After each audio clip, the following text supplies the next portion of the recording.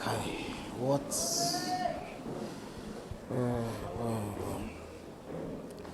All right. Okay. Now what? I need to get back to playful mode. Play. It's not coming. All right.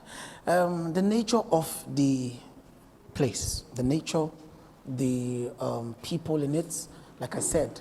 And then there are laws in the place, unspoken laws and spoken laws. There are laws that are byproducts of the interaction of the people there. There are laws that are instituted because of the environment. And I'll take, for example, in certain places you don't plant yam, all right, because there's a law. If you plant yam there, yam will not grow. There's certain places you don't plant, what are the things they plant in the north that they can't plant in maybe southwest? Apple.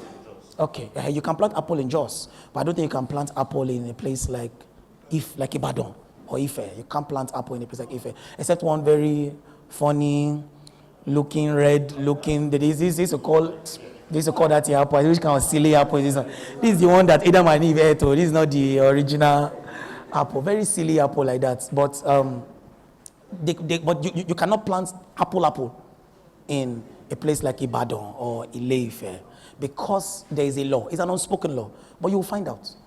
When you put apple seed in the ground, you will discover that you can't plant apple in that place because the environment will not support the growth of that organism. There are certain fishes you can't find in salt water.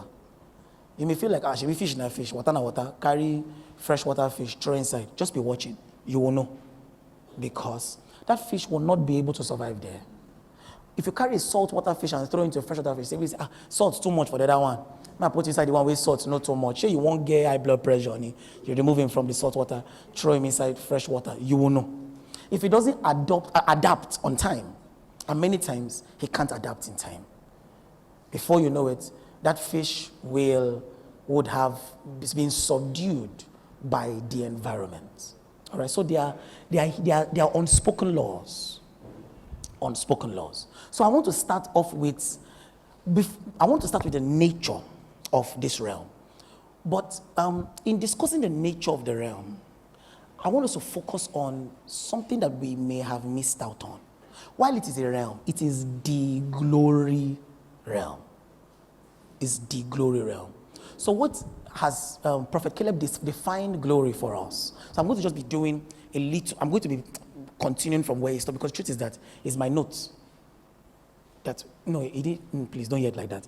He didn't use my notes, but literally what I put down are the things that he was expounding upon. I knew that there's connection here somewhere. Maybe when I go to Lagos, I'll go to his house to go and drink the remaining wine. Please, not wine, juice that he drinks before he ministers. Glory to God. All right. So, the nature of glory. The words that we see for glory are honor. The words that we see for glory are weight. The words that we see for glory, when you say something is glorious, you are saying that it is distinguished. You are saying it has accolades. You are saying it has beauty. And for it to be referred to as glory, you are saying that it is the unspoken things around a person that defines the person. So glory is also a definer. It's also a definer. If you see a man who returned from war, there is the glory of the man. The glory of the man are the things that people speak about him. When David returned from having slain Goliath, his glory was noised about by the women and the people of the town. They said that King Saul slayed 1,000. David then on top one person. You won't cover David. King Saul slayed 1,000. David slew 10,000. So they began to sing his glory. Because the glory, and that's the funny thing about glory, the Yoruba calls it dansaki. I don't know if any Yoruba person is here. It's the aura around. I don't know if there's a word like that that Igbos have. But there's an aura. Ebube, good. Ebube, that's where Ebube comes from. So it's the glory, it's the aura. When you see a king, I remember when the Oni of Ife awarded me, gave me an award a few years back for something very interesting like that. So I remember that day when I went, because I was going to observe. I wanted to observe how kings live. So he invited us to his house. And when I got to his house, it's his house, but he came very late. Came late to his own house. So we were there waiting for him. The meeting was supposed to start by 8 p.m. in the evening. It was supposed to be a dinner. I got there like 7, as my manner is. I got there very early. I was waiting. Women, men were dancing in front of his house, just welcoming him in absentia. People danced from like 7 o'clock. I met people dancing. So people have been dancing since. So people dance. And you know the funny thing? As they were dancing, they didn't dance to my car when I drove in. Well, at the time, I was in one very interesting car. My baby, my love, my Passat. That car frustrated me like I frustrated it. I'm done with the car, but I'm refusing to let go. It's still parked in my compound. The tires have gone down. Every day I'm looking at it, I say, you go nowhere. You frustrated me. I will frustrate you. I refuse to sell it. My plan is that, my plan is that when I return, because we have our place, I want to carry it and go and keep in church. So that every day, it will be my second office. When I'm tired of staying in my office, I'll come down, enter inside the park, and just be looking like, you this useless car. Now you be this. So I was driving that car, and I'm a very honest, you can't shame me. I drove the car to the King's Palace, parked among moto. My car is the kind of car that if you close the door too hard, the windows will come down because it doesn't work. You can't wind up, forget. I was very proud of that car. I remember one time I drove that car to one minister's meeting. I parked somewhere where ministers park. I was one of the invited guests. So as I climbed up, because from up you can see the cars. So one guy with the minister was snapping pictures. He said, who parked this? He wanted to snap the cars. So as he said, I said, Namio. So I said it in, when you hear somebody say something and you're passing, I said, Nami Pakamo, Namai. So everybody was ashamed. Like, you know when you're trying to shame somebody, but the shame is now on you. I know say your papa. Now my car, shame want me to go steal. I can't steal now. It's the car that I have. So I was driving it with full pride. Sometimes I would drive it to a place to go and do evangelism. I was stand on the edge because it's a Volkswagen. It's my present. I can't. If I see you sit down on the bonnet, I will slap you. Come on, we come down from there. I will stand on the head of my Passat and preach. Say, Jesus is coming soon. Something. I'll be saved. Or something. People will be looking at me like, Pastor, it's like, you're the one that needs salvation. But I drove that car to a meeting. Surprising thing. I drove it to a meeting. Very, very large church. If they are not up to 5,000 in that place. So I was done with the meeting and I was leaving my normal, usual, playful self. As I was leaving, of course, I made friends with a lot of people in that few minutes that I was there. As a lot of people were following me out. I came with one person. I was living with a group of people. So we're going, everybody's like, PMG, something, PMG, yeah, something. But I'm walking to my car. Kai, I'm afraid. Kai. So we get to the car. I said, all right, bye-bye. He said, Pastor, we'll be here with you till you go. I'm a man of God. Something, hey, Jehovah. All right. I put key. You know, even do you don't do anything. Like, the car just did. They look me, they look at me. Like, is this here? You are a wicked car. So I come down, open my bonnet, tell everybody, no. It's normal. Oman Shebe, it does like that. It used to happen like that. So I open it, I smack the head. That car passed, Dr. Val saw the car. Dr. Val entered, ring beat. Kai. I invited Dr. Val to a meeting in Ife. I will tell you guys the story. I know something I'm supposed to say, but I have time. So that meeting, when Dr. Val came, Doctor, okay, there's something I will tell you privately, not now. When Dr. Val came for the meeting, I've cancelled the meeting more than 5 times because I don't want Dr. Val to come again. Why? I really honor him, but I did not have ego. You see, the first letter of Igbo is E. The first letter of ego is E. It's deep. Very deep. So, something I just learned now. Don't use our form. Pride. So I didn't have money to hold Dr. Val. That was our program. Our budget. You know, there are times that when you are running a meeting that you don't have a budget, you don't have money. said, what's your budget? God. God is my budget. Money no day. Money no day. So that's how I was looking at it. I look at venue. We're supposed to pay. I can't remember how much we paid that time, but I think everything that we paid for venue may have been maybe around 60 to 100K for the 2 days and all of that. Then so that's why we use our old venue first before we now use this other one. So it sense everything. I just scope ourselves. All right, no problem. Then billboard, because you must dream big, you must do big things. So I did one big billboard. That big billboard I save. Before that big billboard, if you show face, I still owed the guy after the billboard went up. So they printed billboard for me about maybe 35 to 40K thereabout, put it up, plus the space. Maybe I spent like 50K thereabout in all of that running around. So at the end of the day, the money I had left on me, I went to go and book hotel accommodation for Dr. Val. It was 10,000 naira. Hi, Jehovah, I put my doctor in a 10,000 naira accommodation. But it was not even 10K, because when I got there, I begged them.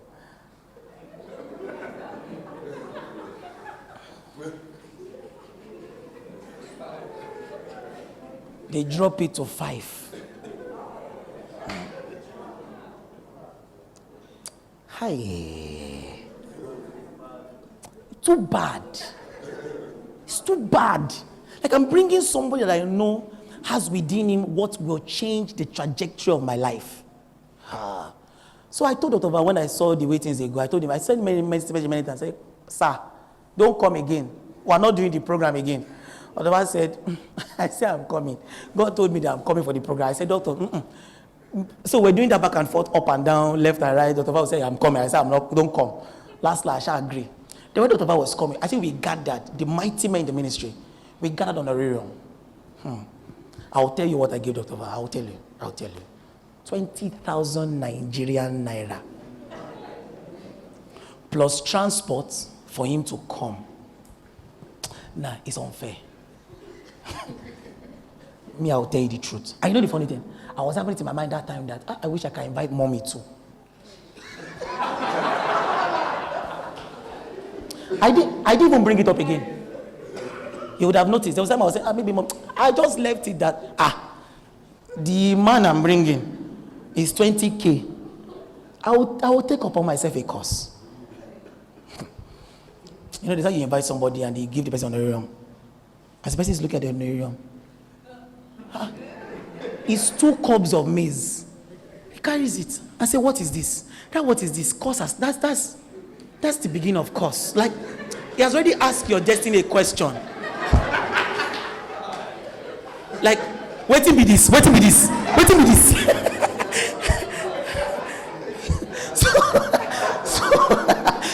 I don't want to swear. So I said, don't even leave mommy. Because if a man will not swear for you, the wife will swear for you.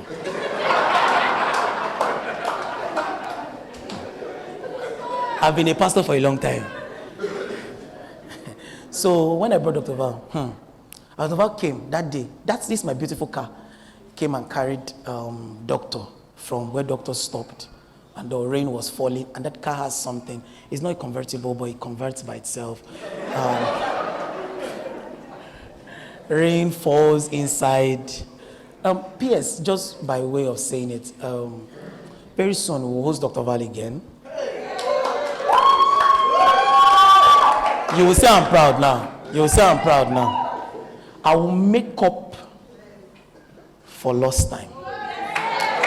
If Dr. Val does not cry before he leaves Ife for the things we will do, he's not going. I will call mommy, doctor, tell me, doctor must cry. He must cry. Because when doctor, after the whole meeting, when we now package the scene and give doctor, of course, food, we did our best. We got akpu. My wife made the soup herself. So the food was good. And then we gave doctor, doctor was so happy. I'm looking at this doctor, like, why are you happy over this rubbish?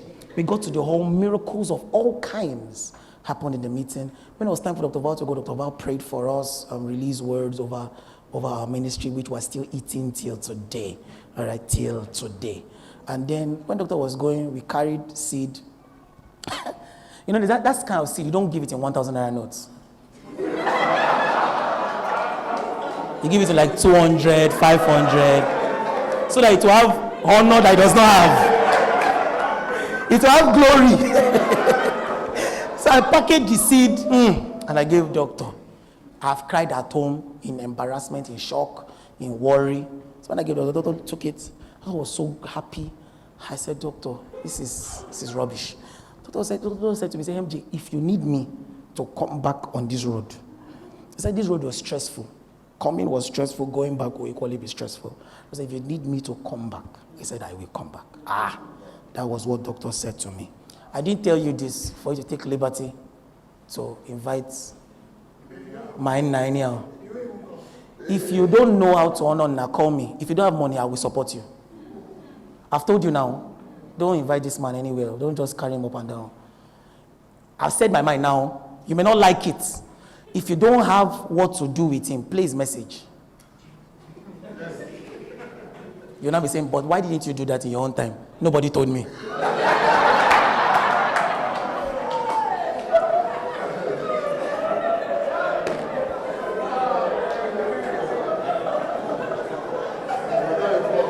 I was not informed though. Now you have been informed. Don't carry him to one hotel that as the all water. The thing that will come, I don't be like, Chineke. No, please. Don't carry that around. Don't carry him to useless place. If you don't have how to take care of him, call me. Call me. Call me. Let the poor breathe. Call me. Say, MJ.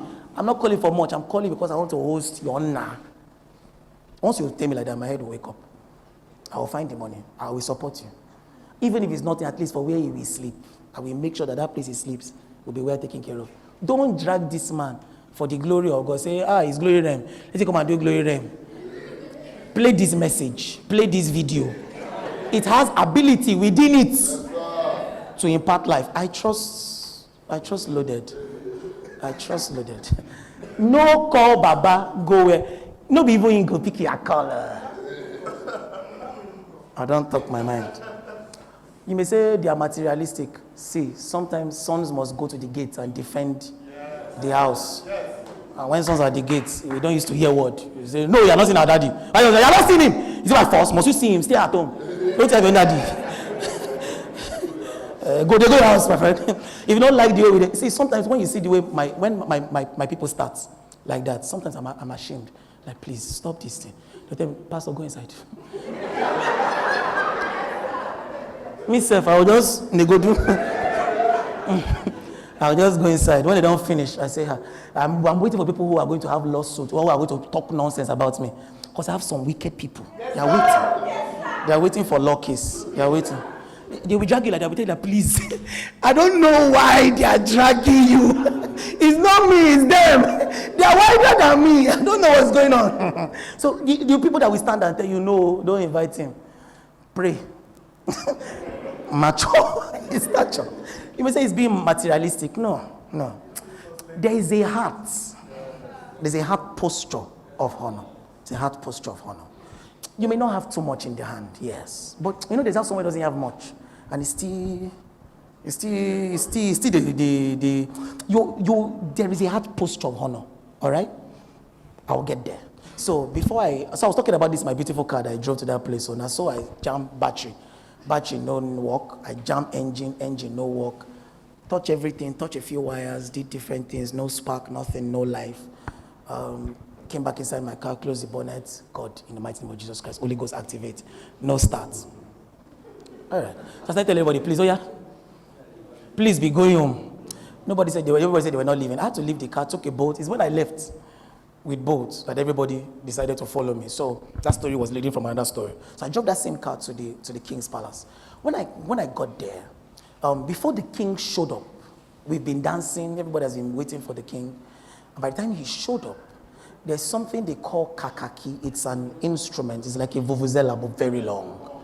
So somebody just came with it and just did wah, wah, wah, wah, wah, wah. Hey, Holy Ghost activates. King has not yet shown up, but we knew he was on the way. The moment his convoy entered, all of us knew that was his convoy. The dancing was more intense. They told us to enter into the dining room, And because we were about 100 people, and the dining room, the room to the dining room was, the hallway was narrow. So more people were squeezing themselves because the king had come, and we were outside instead of being inside the dining room. And so as we were squeezing to enter, the guy just comes down from his car. He's a very tall hunk of a man. So he comes down from his car, and you can see that,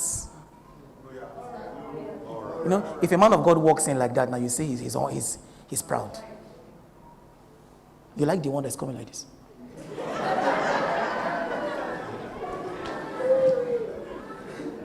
Because this is a line. Humility level, pride level. People like me that I'm short, I cannot even be proud. So once a man comes in, like once a man of God comes in, I say, He's proud. He's the one that's coming like this, that is humble. So as he came in, he walked in with his majesty. His majesty, there's no other word. As he walked in, all of us, so the hallway is very long. So we saw when he made the bend and was at the edge of the hallway, all of us were scrambling to enter, like as if he wanted to beat us. But as he came and he saw us at the hallway, you can see him. Like he's not used to being held up. He's not used to it.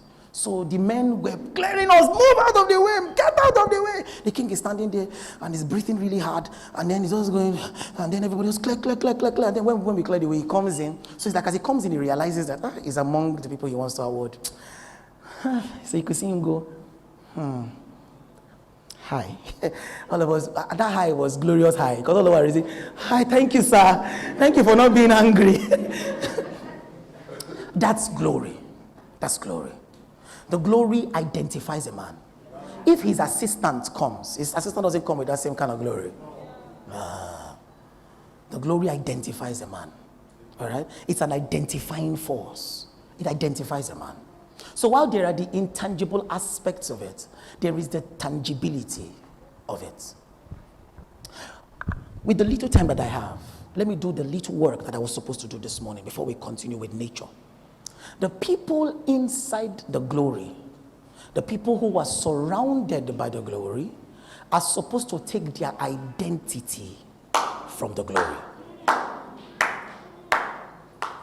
We have many glorious people whose identity, please help me get on the keyboard, just do that work for me. We have many glorious people who are surrounded by glory, but are acting like they are not glorious. When the king comes in, the people in his convoy, they may not walk exactly like him, but they have a walk. The reason they may not walk exactly like him is maybe because he's there. Or maybe it's even our sight that's making us not see it. But when you see them walking, they too walking with their heads above their shoulders, because they are in the convoy of the king. There's a name they call them in Ife. They are the emissary, Oba.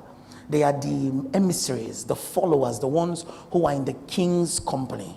When they come in with the king, boy, I sense the anointing too strong. When they come with the king, they enter in the company of the king. There is how they walk. When you see them, you know that these ones have been with the king. It affects their dress sense. It affects the possibilities that they think is available to them.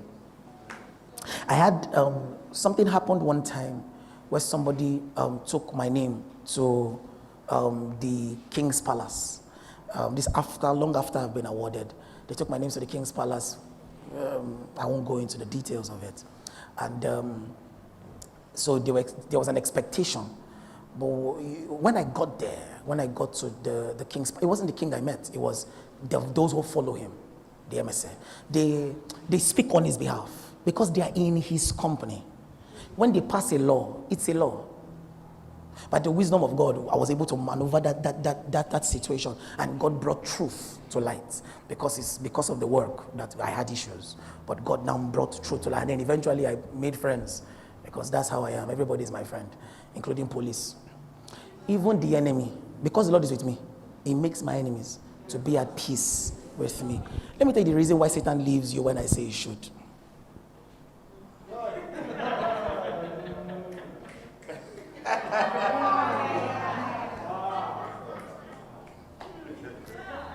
There's believers' authority, yeah?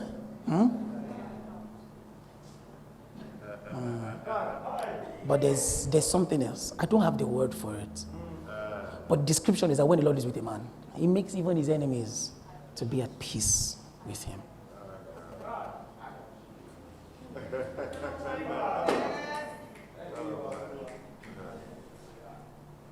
There's warfare.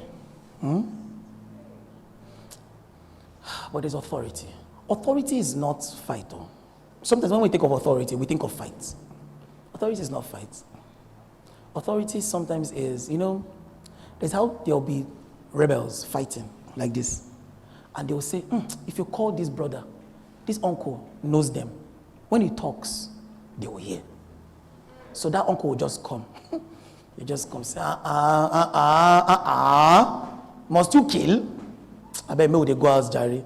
What the rebels, they be angry. Who send us? Who send me to go call this guy? Because of him, they go out. Back in the days, we used to have one group like that. Let me leave it where it is. They are ex-members of that group. So if a matter is strong, they will call an ex-number one. Once the ex-number one shows up, say, what did they do now? Why everybody did ginger? I beg. Forget the matter. They don't settle me. So number one is sure. He's not a present number one, but because he was ex, his rank is high. There's a reason why Solomon didn't fight battles.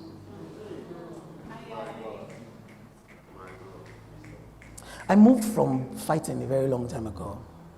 I stopped fighting for a long time. So even counterattack, I don't know what it looks like. There are things that happen as normal events, as in events in life, the normal interaction between man and life, all right? The difficulties in life, the normal interactions of hardship in life. You're praying for something, it doesn't come, but I don't understand. There was a time I used to have it, you understand? But I don't understand it anymore because those who are supposed to come and counter, they're at peace with me. Because if I say they're my guys now, like I really wanted to say, I'll be misquoted. Honestly, if you go to a native doctor that really has it, when he sends the spirits out, they won't go. They will tell him that, we feel slap you. Because the person where they send us go meet, now our guy.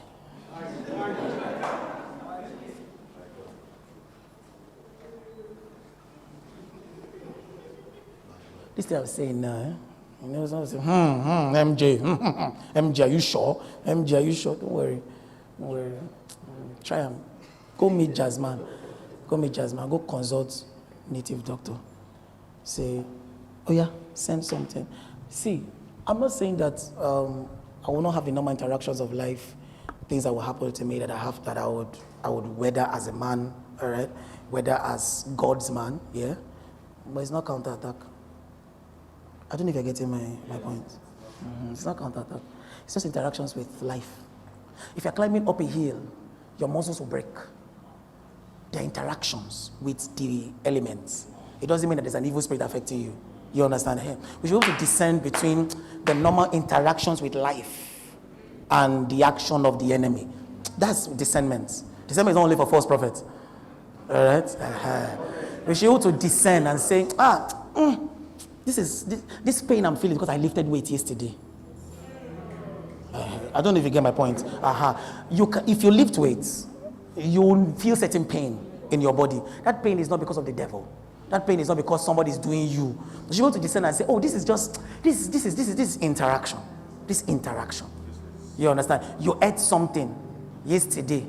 Since you never chopped dog. You never chopped dog before. I've already calabar. I did the dog. Can't chop dog. As you come chop dog, the dog can't day back for your belly. You don't purge 2 days now. You say, it's because the enemy did not want me to benefit in Dr. Vaz meeting. No, it's interaction. Now that dog. It's is my people. I'm allowed to do this. Now that dog where you chop, nine. Now that dog. If no be that dog, you know go they use toilets. Say, it's the end, it's the power of the enemy. Now that dog. You are doing program. You did not test your network before the program. You didn't test it 1 day, 2 days before to know if Airtel or MTN or whatever works in that place. You can't start meeting for the place. Network will do one. Say, let us buy. Now that lack of check. Do you understand? Your credit finish, your data don't finish. You know no say now program. You go use past 3 gig. Program is supposed to get better modem with like from a 50 to 100 gig upwards, just in case anywhere belle face. You say, you don't buy 3 gig data don't finish. You think they do paka. Say I bind, I cast, I rebuke, is the enemy. No. Now that network, now that money, we don't finish. So there are normal interactions with life. Somebody's of age, they die. Now that interaction, I don't know if you get my point. It's not the enemy. I don't know if you're getting my point. Sometimes things happen, even things that you say, I wish it didn't happen like this. But it happens. It's not the enemy. It's just interaction. Do you get me? Somebody maybe had a hereditary disease. You've prayed about it, but maybe the person didn't get well, and then the person dies. Don't always put everything on the devil, on demons. Do you get my point? Because you cannot start feeling like, is there? It's interaction. It's interaction. Can we stop interactions too? Yes, we can. Just like how you're climbing the hill and you're feeling pain, you can take painkiller. But I'm not telling you this to put you in a bondage. I'm just telling you to make you free. So even though I'm on the earth, if I stay on the earth long enough, I'll have interactions with the earth, with the elements. It's not a counterattack. I don't know what it looks like. I'll be awake at night because of demons. I don't know. When I was coming to Calabar, someone told me, Calabar, MJ. I said, what is inside Calabar? I'm from the neighboring village. What is inside Calabar? I said, Calabar demon. I said, which Calabar? What is all this rubbish? If the Lord is with a man, he makes even his enemies to be at peace with him. When I came down from the plane, I had a very interesting vision. And I was welcomed very well. I was welcomed very well. Welcome. Enjoy. The land is yours. Do as you please. When you go, we'll continue. I said, no. When I go, we'll talk about what you should be doing. A very interesting interaction when I came down. I don't know the one that you come down from plane. First thing is fear. You foul spirit. No. There should be interaction. If I enter into a place where they are they're not rebels to me. They will be rebels to you, to another person, but they're not rebels. They're my people. Let me not spend too much time on that topic. I understand warfare. I understand fights. I understand. But sometimes there are things that you shouldn't fight. Sometimes there are things that you say, sit down.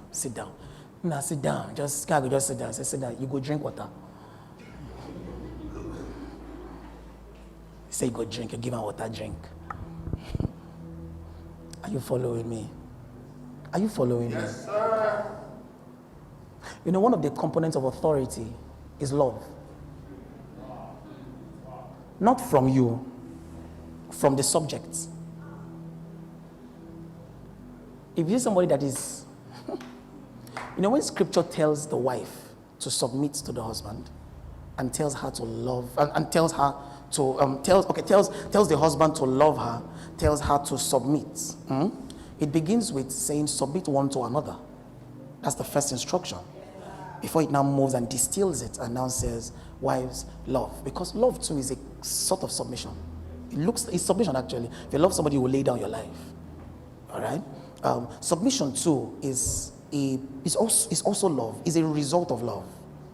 Have you seen people who are, if you have somebody who is ruling over you, take for example, there's how somebody can start ruling over you, and you just like him because he's ruling over you. It happen like this. It happen for this our country like this and this and this. You probably didn't like the person before the person started ruling you. But when you just started ruling you, say, maybe not a good person. Maybe I say what you they think, maybe what I they think. Leave my own thought alone. That's how authority can bring you into a place of just awe and adoration for a person. So sometimes the demons are not trying to fight you. Sometimes they're also in awe.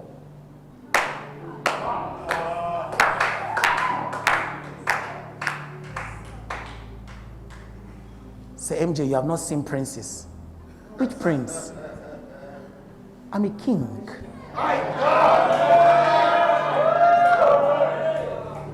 I'm a king. The Bible says that even the demons know and they tremble. They tremble. So, before you even start fighting, many demons have laid down their weapons already. It's the few ignorant among them that sometimes puts up a fight. And then we school them. We school them by dominating totally. There are some kind of battles that if your friend wants to fight, you hold him. Say, you know, see the person where you won't go fight. He go kill you. You are talking from experience. That one goes, he says, no, he believes in himself. He has been motivated. By the time he go, when he come back, you don't keep ice for ground. With body balm. So as he come back, you say, oh, sorry. Nah, Pele. You carry ice. Poof. Is it paining you here? And as you land down now with force, it dey pay you for here. Yeah, they pay me. Say you next time. When I tell you, say me, you know, go fight. Maybe you go here. There are some remaining demons like that who are very ignorant, who sometimes want to go out and show themselves. Then when they come out, they now look back. Nobody follow them waka. It's authority. At this thing I've described to you now. I live in that world.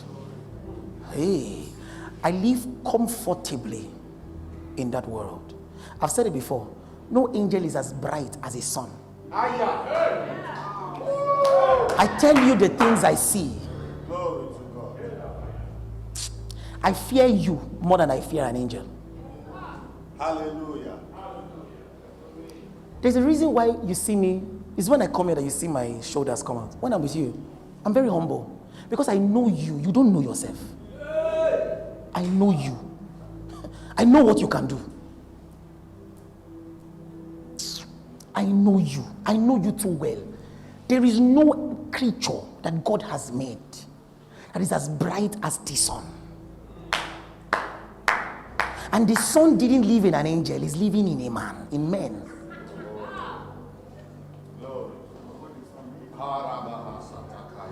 Nothing is as bright as a sun. I see it. I've seen all manner of visions. Sometimes, sometimes I don't like prophesying because it has become too easy. It has become annoyingly easy because the information is everywhere. It's there. It's just there. You get. So now I'm telling God, I said, let's do more difficult things. Let's do harder tasks. We'll try a few. Yeah, right? Let's do harder things. Let's move on. Let's move on. If it's visions, sometimes like how Prophet Kelly was saying yesterday, you see some things online, and you're like, waiting be this. What encounter is this one? This is not an encounter. This can be a fiction of your imagination. I've had the kind of encounters where, let me use something that is easy to remember. My younger sister was reminding me of one. I'll give you two of them. The first one, I and my younger sister were in our house. My younger sister is Wana, who says she's still alive. I saw a vision of Jesus. I was looking at the vision of Jesus. It's a vision because I was seeing it, but not a vision because it was a fiction of my imagination. When I think of vision, when I say vision, I'm talking about this. This is this. As I looked at him, my younger sister looked at the same thing I was looking at, and she saw it. When you hear stories of people bumping into things, Scripture says that many people have entertained angels unawares. The encounters that you bump into real things. So So when people talk about encounters, I usually just laugh. Because if you start talking, it looks like somebody is on colos. But I tell you, in all the things I've seen, in all the worlds I've traversed in visions, I've not seen anything as beautiful as the workmanship. He says you are his workmanship. It makes the Bible make more sense to me. Because the visionary element is only confirming what is true already in God's word. If people only engaged a sun, they would see more brightness than they would if they did an angel. Again, please don't hear what I did not say. I'm just telling you the result of engagements. I don't know if you get my point. I'm telling you the result of observing. Having seen the brightness of an angel. I saw one image one time that was circulating online. They put one small child of God and one angel big like this with big eyes, plenty eyes. And they were using it to describe the glory of an angel. Huh. You know, whenever angels appeared, they used to say, fear not. I understand why. It's not because they are scary. No. It's because the order, the actual order, is that you should not be afraid.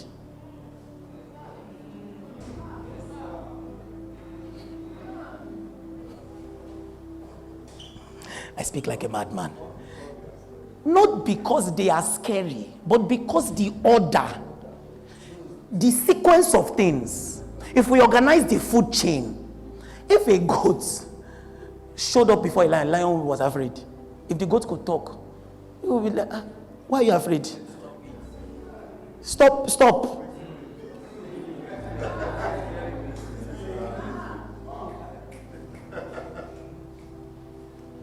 Don't worry. It will take you, may take people, some people will believe it today. Some will believe it in a few days. Some people will have a new near-death experience and they'll believe it. Some people will cross over to the other side first. When they have died and gone up. Then I discover that, MJ was saying, MJ, I wish I believed him. Don't worry, you will believe me eventually. As long as you are born again, you will believe me eventually. It may not be now, it may be at the end, but you will believe me. Oh, you will believe me. No matter how bright an angel is, he's nowhere as bright as a sun. He's a minister for the hair. His glory is the glory of a minister for the hair of salvation. The glory of the one who is the hair of salvation is the glory of the one served by the minister of the hair of salvation. Hebrews 2. He says he has put all things under his feet. He says there is nothing that he did not put under his feet. You will discover it as we progress.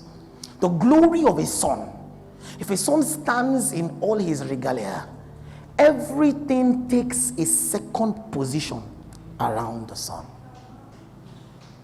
Knowing this is how I interact with all of you. Because I know that you are children of the Most High. What is this one that you are mindful of him? All of you, children of the Most High. To none did he say, sit at my right hand. To none of the angels did he say, no matter how bright they were, sit at my right hand until I make your enemies your footstool. He didn't even say it to Lucifer. As bright as Lucifer is, Lucifer fades in comparison to the sun. Look at when Jesus was talking. He didn't use Lucifer. He said the lilies of the valley, they are not as clothed. He didn't use Lucifer.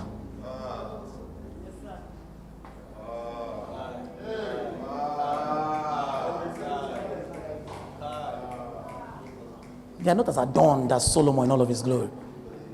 It says, yet you.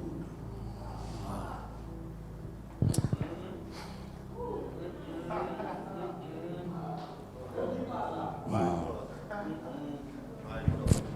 13 minutes. Jesus Christ. God have mercy. Okay. I'll just see, because I always like keeping, it's 11, doctor said, I'll just keep to my time and try and stay within the confines of time. The brightness of his sun is much more than the brightness of, there is nothing you've seen outside the sun that looks like the sun. Hallelujah.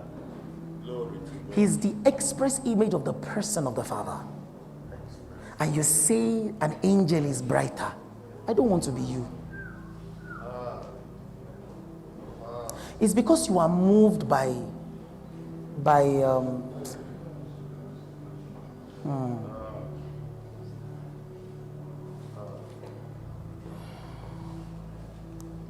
you are moved by drama. Hope you know that angels. Have you noticed that images of 18th century, 17th century, 16th century, angels used to hold sword?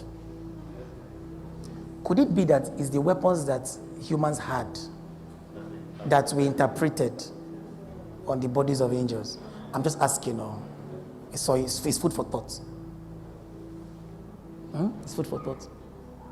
But no matter what an angel has today, he has not been saved. If you knew your salvation for what it was,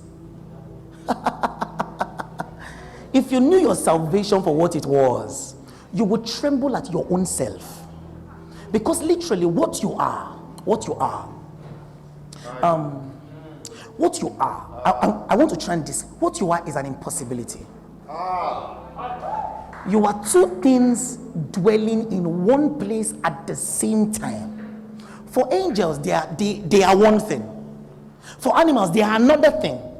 But when it came to man, God now puts himself, what is contained in the galaxy, God now puts himself inside a body that should not be able to hold it. Somehow, God is able to create however he's able to do it. He's able to house himself comfortably inside vessels of clay.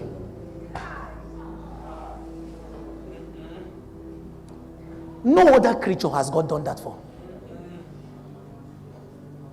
And then, having housed himself in those vessels, he now takes that vessel with himself and puts it inside himself. It's strange. It's a weird. It doesn't make sense. It's a paradox. It doesn't have sense. There's no sense. We just take it. Because if we try to sense it, brain will break. To none has he done this. He only did it to man. I'm trying to annoy you because I want you to understand your glory. I want you to understand your glory, because as we progress, maybe in my next session, I'll keep going deeper in this. But I want you to first have a clear understanding of your glory. This is beyond healing the sick, raising the dead, casting out demons, disappearing. This is beyond turning water to wine. It's not all those things. Those things are not the proofs of your glory. Those things, they are side effects, side attraction. The real miracle is that if you and God stood together, they would call you Didymus. You'll be a twin. You would be his twin. That's the real annoyance. Before we start talking, disappear, all those things are the things that used to catch people, and I'm like, calm down. Before we start talking all those things, before we start talking healing the secrets in the casting out devil, this on that one, jumping up, turning water to wine, turning to stone. Calm down. Before you turn to stone, relax. The real trick, the real thing, is that if you and God were to stand side by side, and you both were to look into a mirror, if you stayed long enough, you'll forget who you were.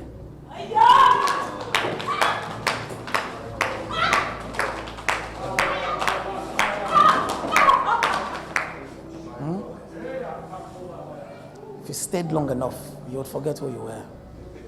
Oh my God. Oh my God. You'd forget who you were. My God. See, this is the thing. So your glory, before we talk too much about the glory, I want you to understand you. You are. That's why he refers to you as his workmanship. The word workmanship is not like Nigerian calls workmanship, which is 500 naira on top of the 1,000 naira for material. The word workmanship, as used in scripture, is if I were to bring everything I have made, what's my flagship phone?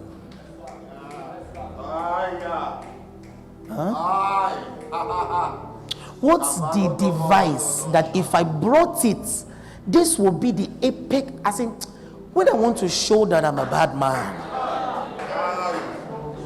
say I dey make. When I want to show everybody, say Baba forget, I dey make something.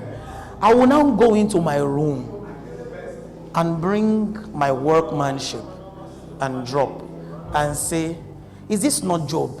Is there any as upright as him? God makes those kind of boasts regularly with you. It's you that does not used to know. You know, God brought Job out unprovoked. Unprovoked. He just goes inside his room, just looks. Says, see my son Job, is there any as upright as him? You may think it's because Job was the only one. No. Whenever God talks about you too, that's how it sounds. It looks like I'm not quoting scripture, but there's scripture that you have read that I'm now bringing to make sense now. So he brings Job out and says, is there anyone as fine as this one? Is there anyone as beautiful as this? And the devil says, touch him, it will cost you. You know, at the end of the day, God proved his point. Do you know that God was right at the end? Yes. Job must have gone to different interactions. But when Job came out, is this not my servant Job? Who is upright like this? God's point was proved. When God wants to show that, once in a while, your father looks around and like, this world has forgotten. Come. So he brings one thing out and says, hey, this is my beloved son in whom I'm well pleased. He says, hear him. Father is such a bad man. He doesn't talk too much. He says, everything I want to talk. They hear him. So he says something. He brings out his son. This is why this son is described as the express image of his person. The brightness of his glory. The very brightness of his person is this son. And this son is the first of many brethren. The prototype is that first one. So God used that first one, showed us what the glory looked like. But you know the annoying thing? Before that first one dropped the first garment and picked on the second garment, he said, I'm going, but it is good for you. Look at, Jesus said it is best for you that I go. Hold on. That's not a smart statement. Jesus said, for your sake, it is good that I should be going. He said, because when I go, I will show something, I will bring something. Why? If I'm here, it doesn't pay. Just like the Father also did for him and said, it's good that I don't talk, you talk. Jesus is now leaving. Now says, it's good that me I'm going, so that it's you that stays. He says, it's expedient for you that I leave. He says, if I go, I will send something. We are still waiting for Jesus. Jesus thinks that him coming is not the best.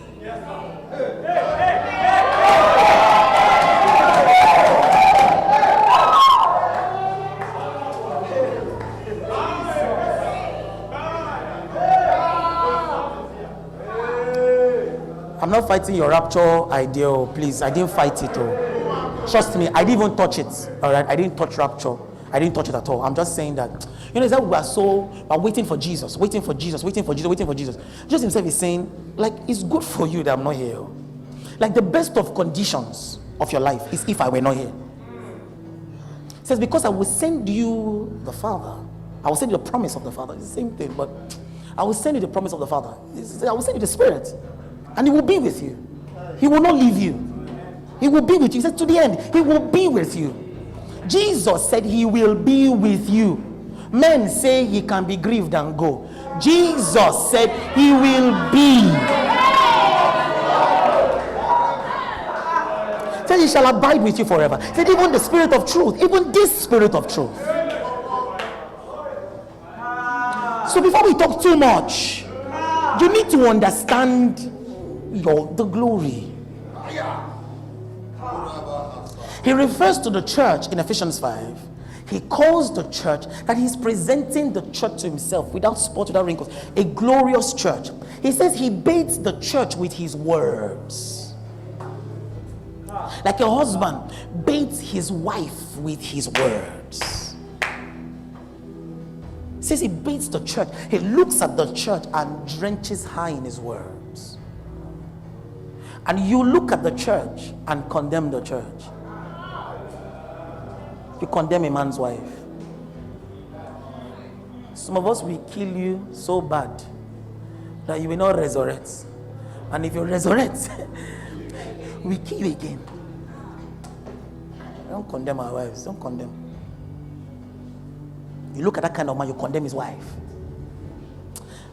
You are playing with problem. Maybe because in your village, people condemn people's wives and nobody does anything about it. The white husband will join and say she's a stupid woman. No, this one, he has laid down with how he showed his love for his wife is like killed himself. Ha! That kind of person. That kind of person. Killing you is not hard.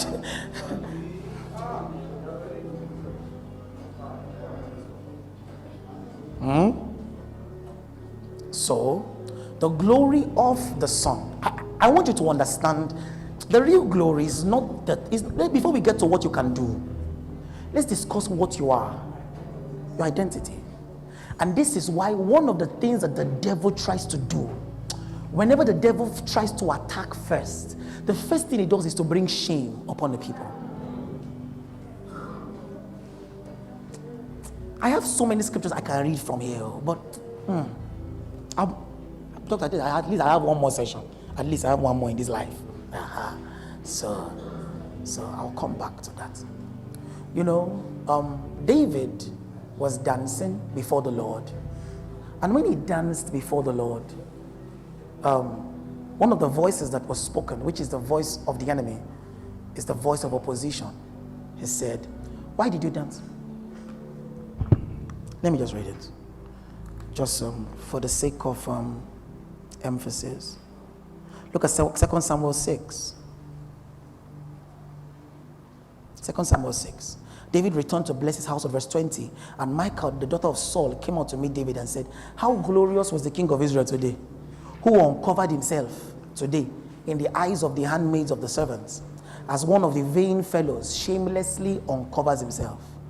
And David said unto Michal, "It was before the Lord, which chose me before my father, and before all his house, to appoint me ruler over the people of the Lord, over Israel.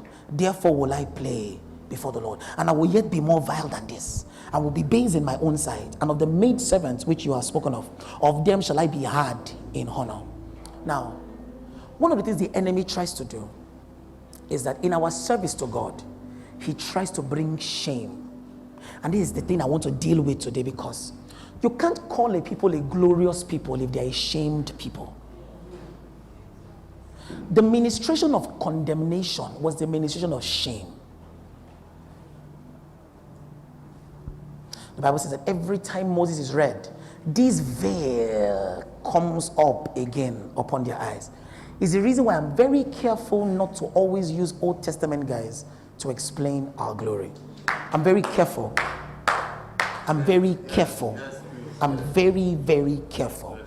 Because the Old Testament guys, in all of the wonders that we saw, we did not see this glory. So they are only good as a foretaste. They are only good as a we use them to say, if it was like this here, how much more? So it's not complete if we stop there. We must always have that. Okay, we use these guys, we use Moses, we use Elijah, we use these guys to discuss it. How much more? We put up a post one time where I was talking, and then that post went everywhere. And then inside the post, because I was talking about the fact that the message of holiness is not stop sinning. The message of holiness is look unto Jesus. Most people find it hard to believe this simple thing. To go to Abuja is not don't go to Lagos. It's go to Abuja. You get? If you are going to Abuja, you won't go to Lagos. Do you understand? You will face where you are going. In the information in your ears, in your body, in your mind will be where you are going. Go to Abuja, not don't go to Lagos. Because sometimes, if I tell you don't go to Lagos, you may eventually go to Ekiti. Though Ekiti is not Lagos, you still miss the mark. You still miss the mark.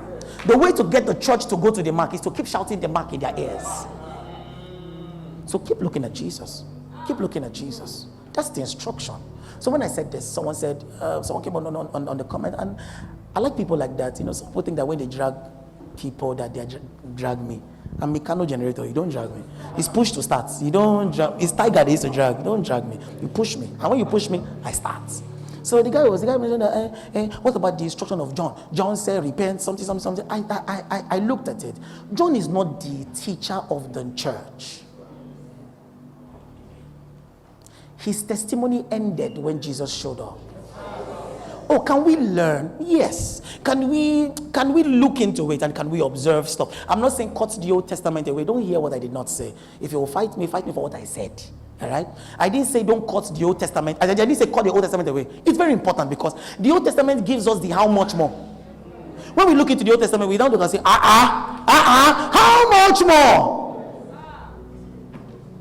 But the testimony of the Old Testament, and this is where many people who condemn you draw from, is the testimony of shame. It's shame. I'm coming. So a pastor was caught in the act. Let me use the one that all of you like to talk about the most. Sex. So maybe it's discovered that he has 2 children outside wedlock. All right? They don't go do. And then this matter now becomes a public matter. Everyone begins to drag this man of God. Christians begin to talk about it. Unbelievers begin to talk about it. Everybody begins to talk about it. And then the matter becomes very hot. And then people stop inviting him for programs anymore.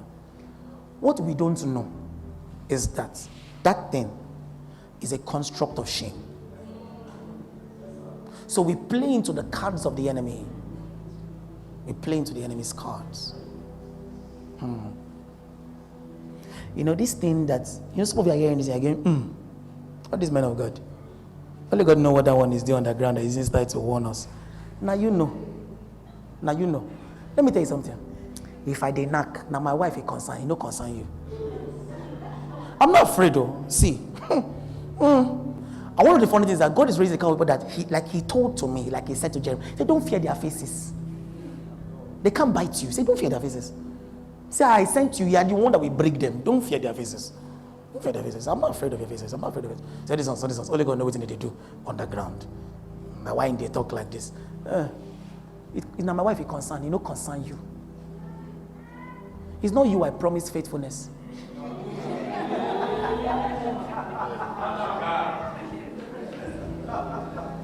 We've made couples matter now a general street madness matter. Concern you. So remove your head from there. Remove your mind. All these online in-laws where you don't get. Remove your head from there. So I'm not here to try and prove my faithfulness to you or not. It doesn't concern you. It's not your business. It's not your business. If anybody's business, it's business of my wife. It doesn't concern you. So I'm not even going to talk about it. It's not a subject of conversation. Sometimes some people come on stage and talk about the fact that they've been faithful to their wife. That does not concern us. It's not the message they sent you to preach.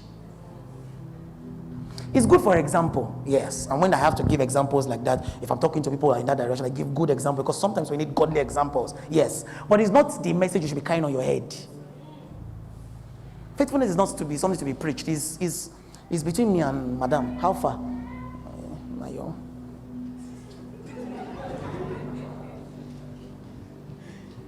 All right. So something happens to the man, and then shame begins. This thing happened to Catherine Coleman. She had an issue with her marriage. And you can say what you want, you can say what you like. But she had an issue with her marriage. Whether she was the cause of it or not is none of my business. It's none of my business. But she did have an issue with her marriage that became public. And when she was sent out of, when her and her husband had to part ways, she mentions when she was leaving her last husband, how she cried and how she had to leave. And when people heard it, sons of God like her counseled her invitation. So the God who asked you to bring her, waiting to him.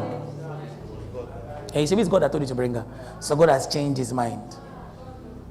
I saw something once in my life. I will never forget it. We were very young men. And a week before, just last week, we just praised one brother Innocent. His name actually was Innocent. So we just praised him, did appreciation for him. And within that week, because sometimes when somebody heals you, that's when people now remember that I will show you. And so they brought up the fact that he had a child. And so when they brought it out, the people who healed him last week cut ties with him this new Sunday. Told everybody not to associate with him anymore. The same brother Innocent that we were saying last week, 7 days ago. The same brother Innocent that raised us, that taught us the word of the Lord, was now of the devil. When those of us went to go and visit him, we were told not to go back there again.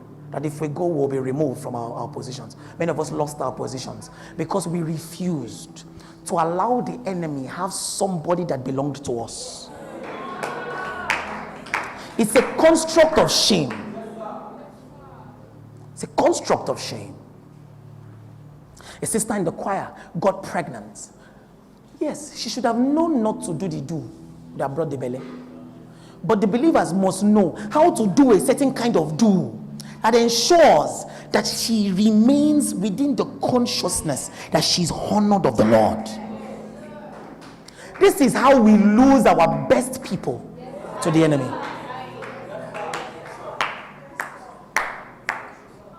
This is how we lose our best people to the enemy. If it is a glorious church, there is a way the glorious church must behave towards its people. It gets some news when they move me. You say you catch one person, they do something. It's all right. Okay. If I have access to him or her, I know what to do, I know what to say. And among the many things I will do and say is to remind them that, guy, we are glorious people. This behavior, you know, glorious. You know, glorious. Sure, you go drop him, back, drop him. Hey, but Bele don't enter inside, no wala. But me will know how we go run him. Drop him. Drop this behavior. So, at the end of the day, what comes out of that fire? What comes out of that burning? The man that comes out after that pruning. We are too careful as a body. All the messages is about how if you enter into sexual, and you know the funny thing, the more we talk about sexual sins, the higher it rises.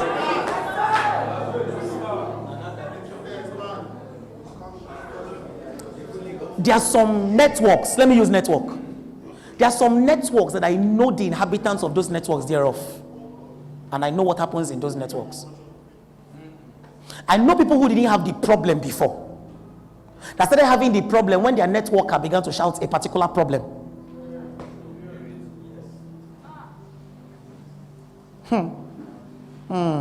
If you are here and you run a purity movement, let me tell you what purity is. Purity is a focus on Jesus. Purity is not hymen. Purity is a focus on Jesus. Listen to me, because there are people who are technical virgins, but are not. It's the streets I came from. I'm not God. Jesus didn't save me from church. Them born me here, but I enter streets. So now there ain't find me. Come. We know what happens with church. We know. And they tell you soft facts. All this purity movement, sometimes I watch it. And I know that this person is setting himself up for problems eventually. Because his concept or her concept of purity is hymen.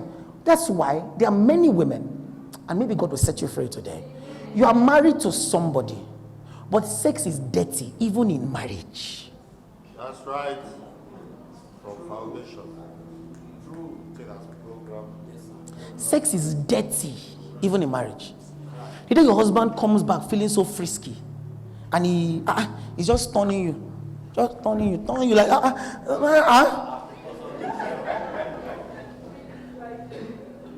What happened? Where are you coming from?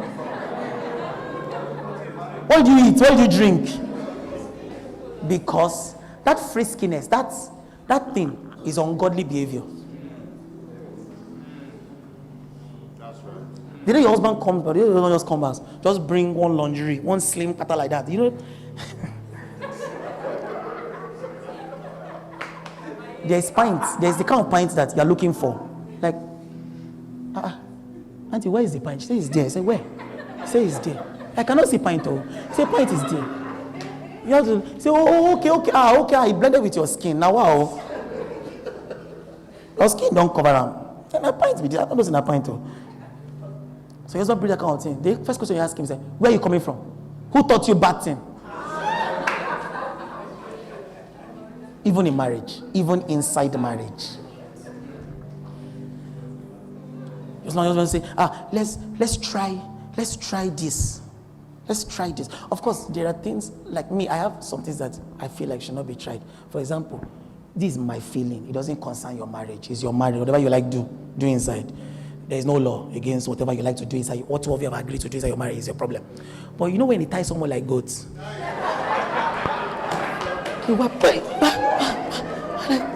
What? Why? He's a child of God. In a Pacific, in a work like ram. That one now. I get so those kind of area. Say, hey God, hey, what be this? If now wait una they do for now house, you know concern me, no, just no tell me. Just they do nothing, they go now wala be that.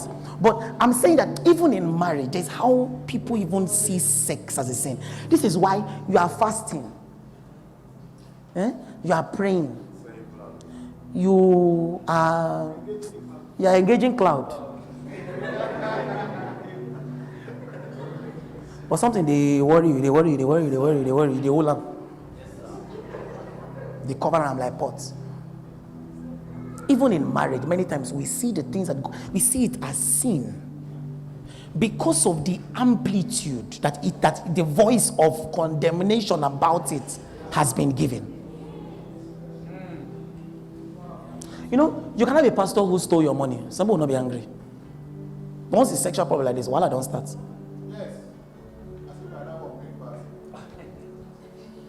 Voila, don't start. I'm bringing it out here now. I didn't tell you to go and continue in sin. No. If you were hearing what I'm saying, I'm telling you that there's a behavior. So we've heard many messages telling people not to. But do people still do it? Yes. What's the church's behavior? The Apostle Paul saw a man that was sleeping with who?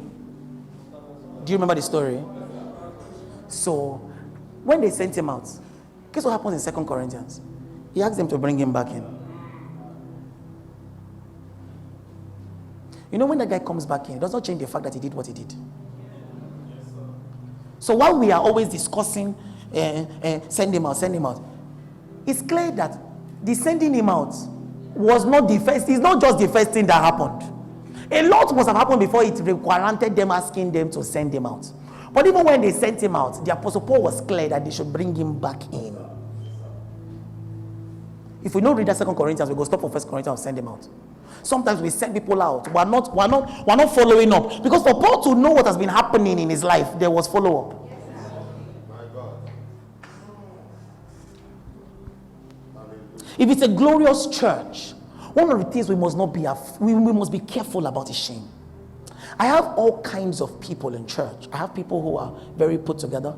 I have people who are not put together. And sometimes I hear the voice of the enemy through the voices of other believers. They come and tell me about some of my people. Tell me and say, MJ, this your person. This your person is doing this.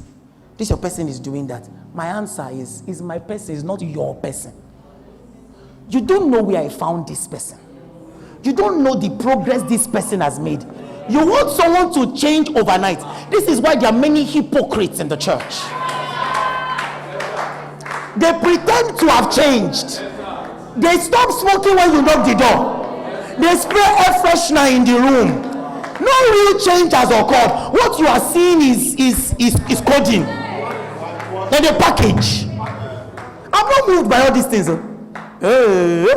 I'm not moved by all this. Man of God, they look you. I don't know you. So I'm not moved by it. I don't know you. I'm not living with you. If people who live with you will testify how you are, that your scarf might be a waste of time. I'm not moved by all of me. I'm not moved by it. Someone come and meet me, say, MJ, what about this your person? I saw him, I saw her, or I saw them coming out of the house of a man. My answer is he your person? She concern you. You don't know the work where they do now. You don't know. You are seeing the person come out of one person's house. Wait, first of all, were you inside the house? Do you know what happened inside? That's the first question. You were not there. But because if it were you, you know what you would have done there.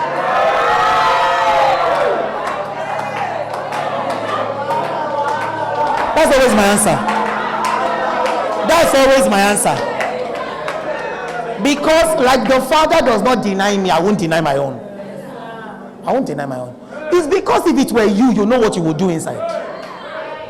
You know. So you think everybody is from your village. So I won't answer. I'll tell you, it's my person. Leave it like that. You don't know where I brought that person from. You don't know.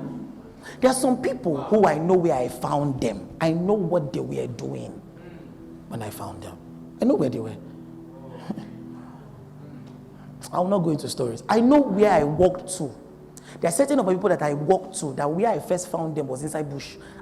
By the leading of the Spirit, I walked into a forest, into a bush, and I found one person who wanted to commit suicide. So now that person, you're called they tell me story. You they smoke igbo. You don't concern me. Because as far as I'm concerned, I know the progress this person is making. I'm watching it. The living is living in the whole lump. I'm seeing it. I know what they were 2 months ago. I know what they were 4 months ago. I know what they were 1 year ago. I'm seeing the power of God, the glory of God taking over them. And you want me to bring shame upon them again? I won't do it. I won't do it. If I will correct them, I know how I correct them. If I will instruct them, I know how I will instruct them. But some people, when they see the results that we are having, some people are dumb enough to say, PMJ, he's carrying all manner of people. That's why he's seeing money. Let me tell you I will tell you how I'm seeing money. See, pastors, my sessions, don't miss any session. I'll tell you exactly what I want to talk about in my session. I want to tell you how you can move from being extremely broke to being extremely blessed. One of them is to honor the people that God gave you. Some pastors, I will get there. I'll get there. I'll get there. Because when you put honor on them, when you honor them, the honor that you put on them will create a feeling inside of them, will make them dare to go to places they would not have gone before and go and win there. And when they win, they will come back with spoils of war. Glory. Many pastors are cutting down their people expecting financial prosperity. It's a curse. It cannot come. Those kind of pastors, when their people finally attend some of our meetings and hear what we say in our meetings, they stay back. You will be angry. But we can't actually send them back to you.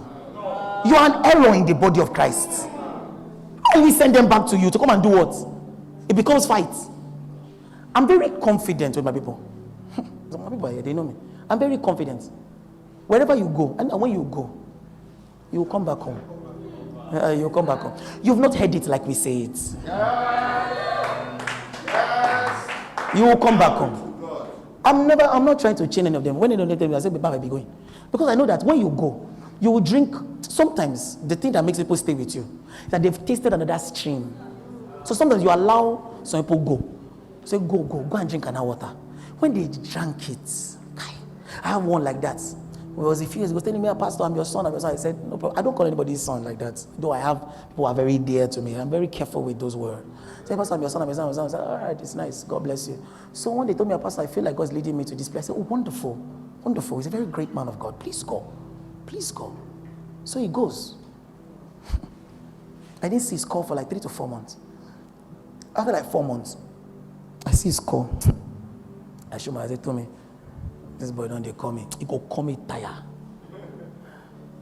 Calls me, starts calling my wife, after a while he reaches me, and then he says, Pastor, so I asked, I said, how far has this man of God? He said, Pastor, now what? I said, now what waiting? So he begins to tell me things. I know that when you taste another stream, you remember what you drank. So people like us, we're never afraid. We're never afraid. In fact, the possibility is that if you go, when you come back, you'll bring people. Because when you go, you'll be telling people, every small thing you'll be saying, in that my church. In that my church. Soon, one day when you're tired of it, you want to go back, people will ask you, "Sure, we should not come and visit you in that your my church." So I'm not moved, I'm not worried. Me, who said MJ, never worried. Stay, I'll tell you things. Because if you don't honor the people that God has put under you, you have dishonored your fruits. And you will not harvest. And there are many ways we dishonor our people. When I come, I'm a master at honoring my people. So I can tell you a few things. All right? So, as I'll try and round up, shame is one of the tools of the enemy. And shame will break you from the consciousness of the glory. David was dancing before the Lord. It was before the Lord. Maybe your own is that you are a prophet and you call names and phone numbers. And shame has now been put on you. No, shake it off. Aye. My God. Maybe you are a healer. You lay hands on the sick and the sick recovers. And there are people who always say things like, all this story where this doctor, they always write online. Now what? So every time you see a like on the post, you're afraid. Because you don't know if they've come to verify if your testimony is real or not. It's shame. It's the action of shame. Some people are afraid of sharing their testimonies because of shame. You got a new car. You're afraid of driving it because of shame. You don't want the brethren to be upset that you got a new car. You got a new house. You're afraid of posting it.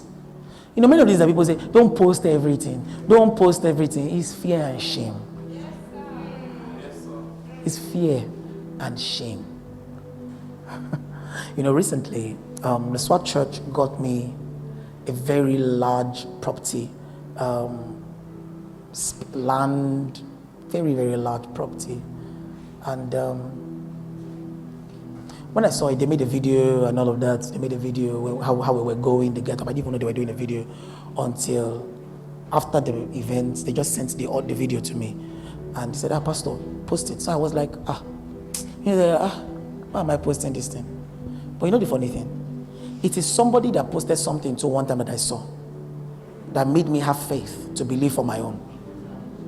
I wasn't angry when the person posted his own. I didn't go, all these pastors, maybe it's Yahoo that they are doing their church. No. When I saw the person's testimony, should I tell you this person is? No, I will not mention his name. They showed a video. This person stays around Abuja area. They showed a video of this person walking on their land.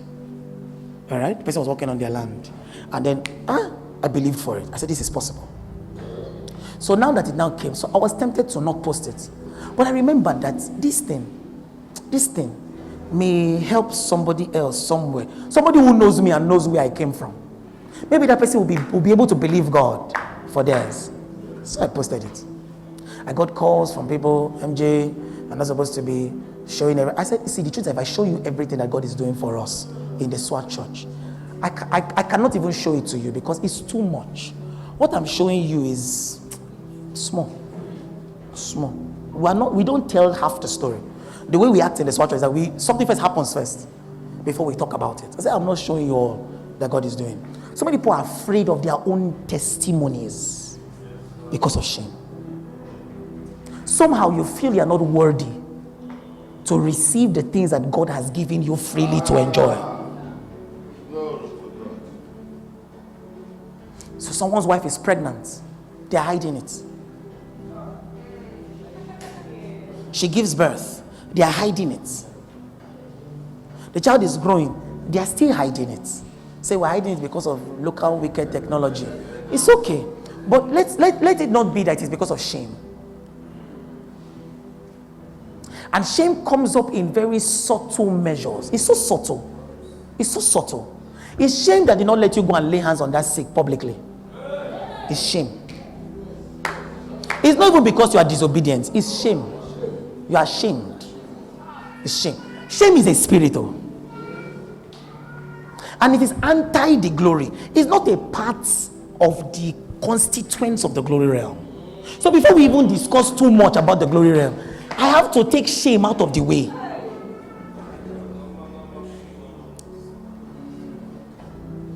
When I started ministry, the reason I dressed the way I do is that I started ministry with my church, with my house clothes. I had my clothes. It was my clothes. You know, there's church clothes.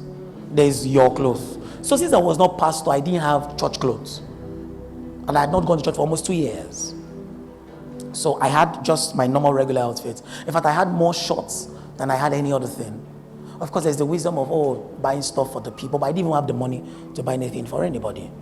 And so we got to, if I remember going for a meeting one time, clean top, clean shirt, clean shorts, clean tennis shoes. That's what I had. That was the best thing I had. And I went for a meeting. And I got all manner of insults. I don't blame them. That's the state they are in. Don't be angry with people who treat you a certain way. That's where they are. You understand? If they saw any differently, they would react differently. You understand? So there's nothing to be angry about. I wasn't angry. I knew why they were reacting that way to me. And then I went up and ministered. After I was done ministering, everybody started calling me Papa, Papa, Papa, man of God. And I'm not moved by those kind of papas. Because that papa is fake. Yes. It's fake. Yes. You honored me after the flesh. You didn't honor me after the eye of the spirit. Sometimes I watch people. I just watch. You didn't honor me after the spirit. You honored me by what you saw. So it's when you saw a manifestation, I say, Papa, Papa. No, you didn't honor me by the spirit. That's why you can be easily deceived.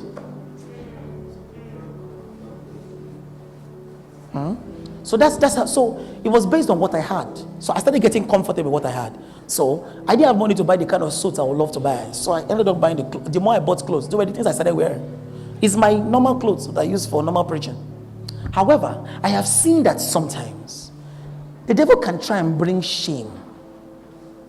Say, he's not wearing suit. He's not, you're not like the thing that doctor was saying yesterday. I've had it happen to me before, and I counseled the meeting. Where somebody sent me a message and said, we're inviting you for a program and all. And I sent the pictures I had. I said, sir, do you have any suits? No, they didn't start with suits. They said, do you have any picture that is flyer worthy? I said, no, I've sent you one. And the picture sent was clean, was good. It wasn't even selfie. It was like I sat down properly and I took a nice picture. So I was thinking, is it the resolution and all of that? But it wasn't the resolution they were concerned about. So I sent a higher quality of the picture. That was not what they were looking for. What they were looking for was suits. I had one picture of suits. It was my wedding picture. But I didn't send it. I told them I wasn't coming. I'm not coming. Is the gift of God in me you wanted to receive, not my suit. But since it's suit you want, I don't have, so I won't come. I didn't go. So I said, MJ, this is how, if you don't do these things, your ministry will not grow. I've proven them wrong. I'm a proof that you can be the way God, you can be following the Lord like this and be increasing. I'm a proof. I didn't go. Honorarium will go. I know. How much would they have even given me in the first place? The highest those kind of people give you is 20K. People that cannot think beyond suits, they don't have. They know who. If they who, they go they think. They know who. So I not go. It's be a waste of my precious time.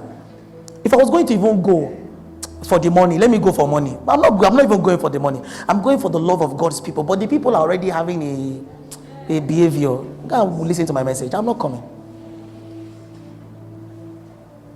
Child of God, are you here with me?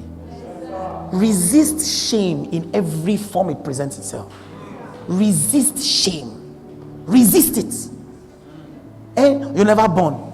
You can pray for women who don't have the fruit, who don't have children. Hello? You never born. You can organize program for fruit of the womb. That's right. Say you never born, no mean say God never anoint you. Dr. Val and his woman were ministering to people who did not have the fruit of the womb, even in the face of it. If it is now, I see some things online, I laugh. Not a fight to anybody, but just to tell you my observations. Now, Mommy Uzi is the most invited.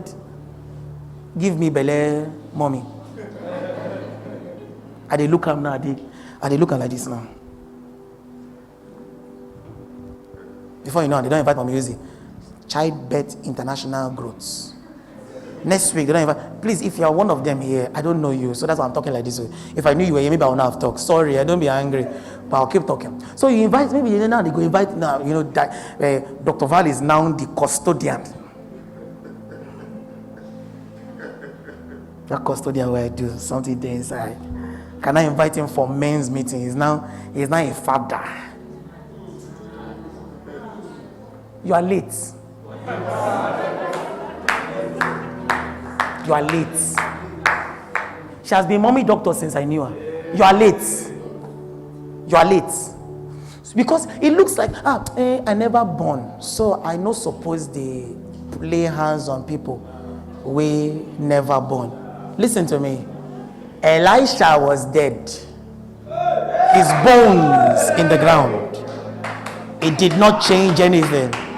The anointing did not care that the man died of sickness. The anointing raised the dead.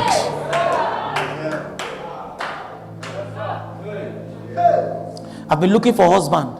I've been looking for husband. I've been looking for wife. I cannot pray for people who have not found husband or who have not found wife. It's shame. You know the funny thing, sometimes you are the right person to pray because you know the feelings of the infirmity more than others.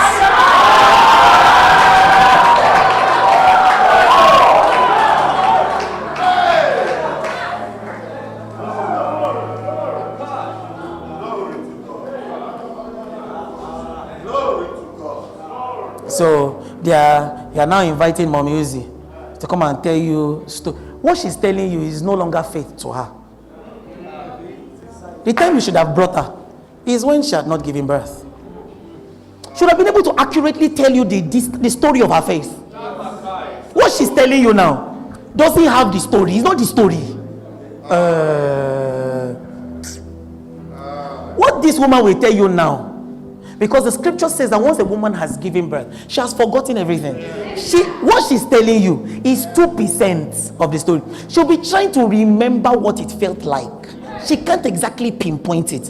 Whatever she'll be describing to you may be great and may be good for you, but it would have been better if you were looking at her before the healer dropped. Because what she's telling you now, she don't blow, she don't hammer, she don't get picking her. So she look, you say, okay. So I trusted God. I believed in Him. And my husband prayed for me. We didn't have fights during the event. My husband is such an amazing man. The funny thing is that mommy can spend so much time talking about the goodness of her husband to her during that session. The fact of laughing. My husband was caring for me. He didn't choose a second wife. My husband's family wasn't nice. My people, nobody treated me anyhow. The story she's telling you now, she don't hammer.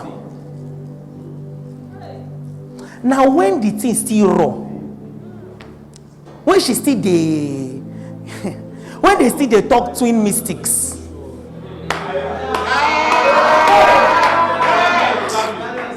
I fell in love with Dr. Val for that madness. When he still they talk twin mystics, when they still they talk waiting no day, when they still they interact with waiting eyes never see.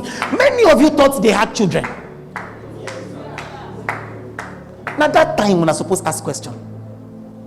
People are what some people are calling interactions of faith is no longer interaction of faith, is now the finished work. Because faith is the substance of things we've not yet seen. So this one now, the healer don't drop. All this one, all the questions you're asking now, don't ask a question. Let her just pray for you, because it will not help you much. It's if you were seeing her walking through those times, seeing her serve the Lord throughout those times, see her pray for people who don't have the fruit of the womb during those times. That's when you will see the faith in operation. What you are seeing now is not the faith in operation. The faith, literally 2 years ago, the faith ceased operation because she entered into arrest. What you would have been seeing from 2 years backwards is how she was, is her movement in the faith. What you would have seen 2 years, now when Dr. Val says I love my wife, it doesn't really mean much to me now. It doesn't mean much to me now. No, it doesn't mean much to me now. I'm not saying it's not a great thing, but doctor, please, you know my heart. Mommy, please, I need food. You know my heart, Abby. It doesn't mean much to me now. It doesn't mean much to me now. They have, if you and your wife were fighting and you're born, unless you are a goat, there's love that comes up. You people have done a miracle together. So even if you're angry, when you look at the child, you look at your wife, now wow. So there's a newfound love when you're born. But when Dr. Val will carry wife's picture, that's when it made sense to me.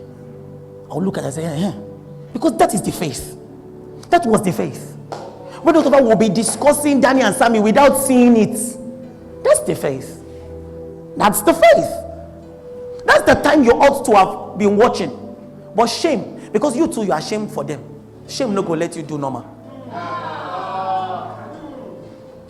Some of us, we are ashamed on their behalf. Doctor, I'm sorry that I'm using something so close to home. So sometimes we are so ashamed on behalf of people. They've given somebody a diagnosis of HIV/AIDS. We are ashamed on their behalf. We are ashamed on their behalf. So we don't talk about it. We avoid it. We don't talk about it. But when you say that he's sick or he's doing somehow, you don't call him during that period because you don't want to talk about the fact that he has AIDS. Shame will not allow the power of God to flow freely. You should be able to talk about it. How this matter they go? There are times I will slide into doctor's DM. I may not be able to do it with mommy because of maybe proximity and then understanding how sensitive the matter was. I would ask questions. Doctor, how far now? What's going on? There was time after I left their house one time when I came and I told him why I was coming to the house. And I said, Doctor, this is what God told me when I was coming to your house. And when I was leaving, once in a while I said, Doctor, how far now? How this matter go be? How this matter be? In fact, something very strange. There was a conversation that we had there, one of the last conversations that we had. I thought it was something else. So I already, Dr. Alpha, no matter, the matter is simple matter. It don't work. Doctor now says, it's true, it don't work. It's shame is such a tool that the enemy uses against us in the glory. Are you listening to me? So, as believers, whether you have received the end of your faith or not, walk in victory. I'll be describing more things. Don't worry, I know you look like you didn't read Bible. I'm coming, relax, forgive me. I want to knock out this thing first. You slept with somebody. Now it's looking like the person has now joined your church. And you don't know how to talk anymore. The voice of freedom that God has put inside of you is beginning to shake. It's shame. It's shame. It's shame. It's shame. It's the devil. It's shame. He knows what he's doing. He knows what he's doing. He knows what he's doing. Something happened between you and someone. Something happened. Maybe you did something. There's how even things that happen privately, we come out in public and we are ashamed. I masturbated. That's the reason why you cannot follow scripture. You know what scripture says? It says, confess your fault one to another. But shame will keep you from confessing your fault one to another. Because the devil knows that when you confess your fault one to another, you will receive strength and you'll be helped. But the problem sometimes is that because shame is such a system, it's a system of operation. So when I confess, if I even have mind to confess my fault to him, he becomes ashamed on my behalf. And then I feel more ashamed to have told him. It's a system that the enemy puts in place. It's a system of shame. And the church is so steeped in shame. So steeped in shame. We too, we behave like a shamed people, not a glorious church. Kai. Ada Baruna Teba Koshade. We should walk like glorious men. The best of houses on the street, it belongs to us. I saw recently, when Davido buys a car that is $500 million, nobody's heart shakes. But when a pastor buys a car like that, you begin to have opinion that he should have used the money to help the sick. He should have used the money to help the poor. It's a system of shame.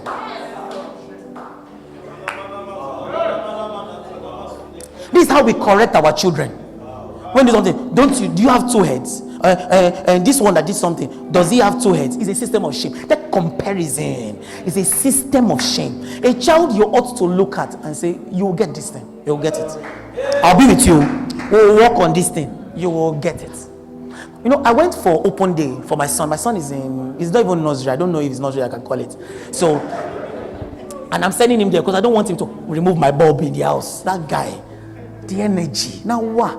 If he goes, and he's quietly energetic, always smiling. Once you chase Elion can run, as in crazy energy. So when he goes to school, I'm happy because when he comes back, wahala, he will start touching things. Daddy, pull things down. So when I went to his school, they brought out his notes for me to see how he writes 1 and 2 and all of those things. And Elion started writing, is it 3 or so? I'm so happy because I'm like, you're a baby. Then you're writing 3, you're exceeding my expectations. Yes, so it's 2 years, it's not 3. So when we got to Elion is such a small child. So when we got to the class, the teacher said, we want you to write your remarks on what you want the teacher to improve on. I said, why are you asking me this question? He said, most parents, this third term, they place us under pressure that we should make sure that their children are writing 1 to 100. I said, 2 years old child. She said yes. So I took one of the notes she showed me. I went to his first assignment. I said, Ma, what do you ask him to write? She said 1. I said, what did he write? She looked at it. Elion wrote robo. I told her, I said, what did you write? She said, I wrote good.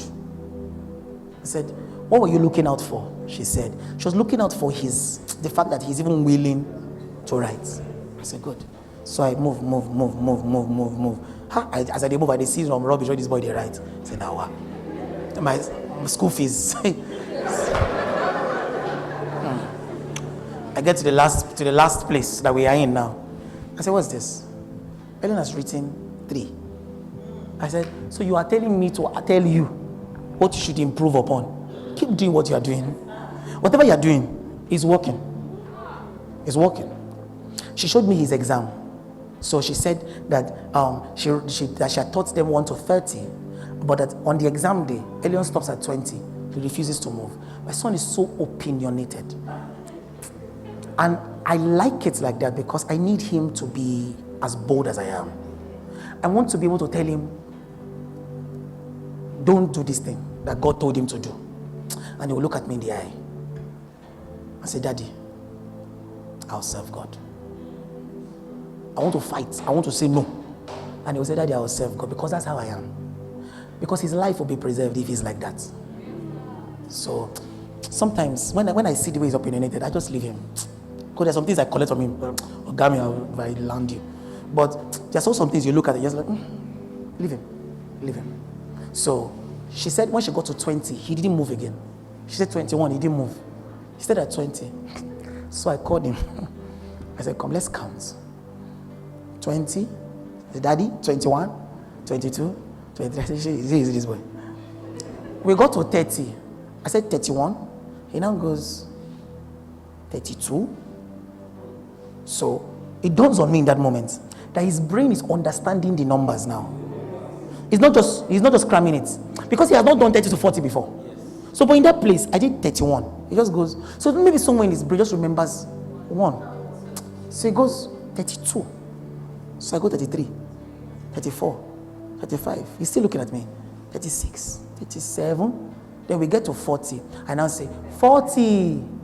So he says, okay. So I now go 38, 39. He just goes, 40. So the teacher is looking at us like this. I'm not asking her, you're doing a great, because this is not me. I'm not the one teaching him. Many times, we want to shame people for their progress.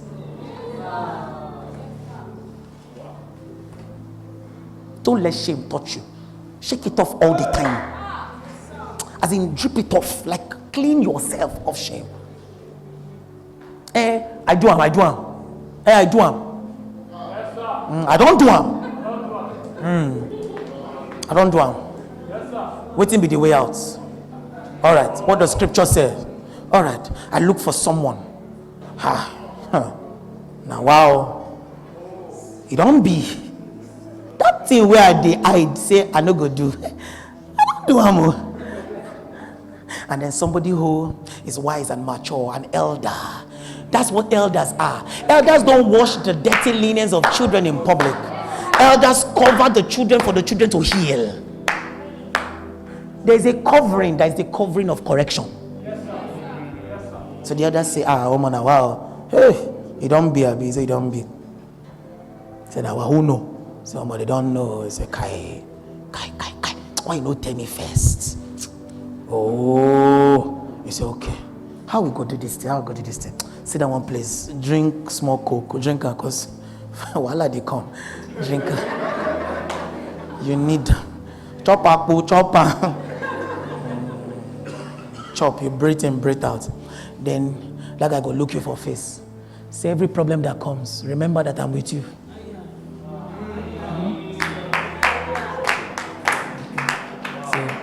I did for you. I did with you. I did for you. He go mad, but I did. He go mad, but I did. Everywhere go scatter, but I did. Just he go scatter, but hold me. Once he don't scatter finish, he go calm down. And when he calm down, we go build. Sure you get. So the guy go look. He go dey shake. He go relax. She be na you do anything you go do. You say waiting can you go there? You don't put me for problem now because of this your stupidity, but then we did here. We did here. So they're looking at him. That night he may have been considering suicide, but the fact that somebody is saying, we did. You have become the physical representation of Jesus Christ to him.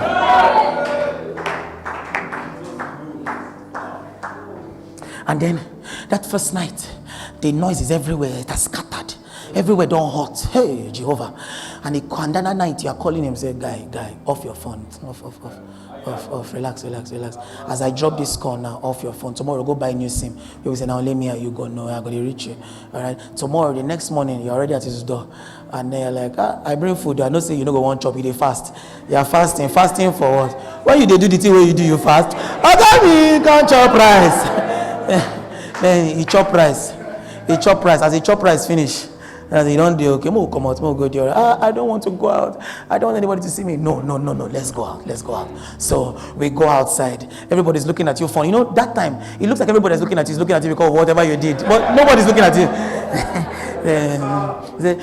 They're looking at me. I'm also looking at you.